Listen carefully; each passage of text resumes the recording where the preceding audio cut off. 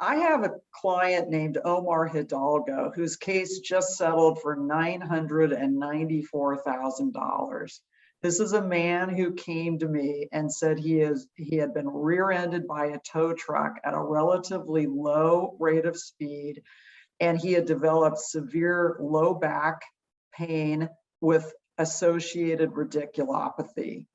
That means pain, tingling, numbness, head and down, one or both of your legs.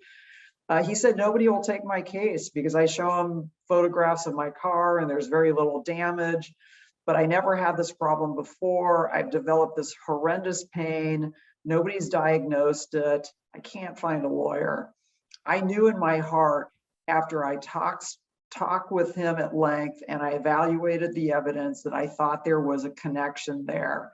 I knew one of the problems was he hadn't received an MRI of his lumbar spine, so how could it properly be diagnosed? I knew that X-rays, CT scans, other imaging studies oftentimes don't reveal severe back injuries. So one of the first things I did is I worked with him to get a referral through his primary care physician for an MRI of his lumbar spine. Sure enough, it showed a 7mm herniated disc, and I believed no matter what, that it had to be caused by this incident. This was a huge tow truck, thousands of pounds, running into a small Toyota Corolla. I didn't care that there was minor damage. I knew there was a correlation and a connection. I've been doing this 30 years. I know the medicine, I know the biomechanics of this stuff, and I knew I was going to be able to prove it. The other really interesting aspect of this case that helped get it resolved for just shy of $1 million is something called sub rosa. In the world of personal injury law, sub rosa is where your adversary hires an investigator, pays him or her thousands of dollars to follow your client around and videotape them. That's what happened in Omar Hidalgo's case.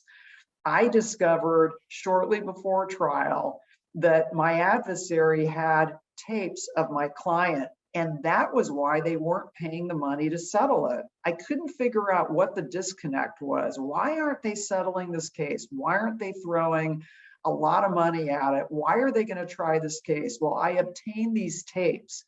And one of the reasons I did is because we always asked for these tapes throughout the course of the litigation.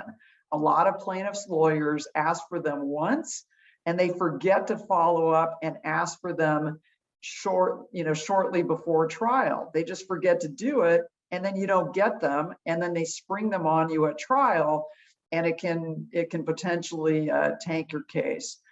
I got these tapes. I took a look at them. The defense said, there's your client. He's gone to Costco. He's lifting and stooping, bending, and all of that. He's pushing and pulling trash cans around. We're not paying. Well, what was incredible about getting these tapes shortly before trial is I determined that it wasn't my client they had actually videotaped. This was a man that looked almost exactly like Omar. It was a relative of his who happened to be living in the same house as he was in San Francisco. So once I proved to the adversary, this tow truck company and driver, that they had videotaped the wrong guy, after proving to them, they wouldn't believe me either. They were like, no, that's not true. We videotaped his deposition. I said, no, here's the guy's name. They were suddenly shocked, and the case settled for $994,000 after we determined that they had actually followed around the wrong person.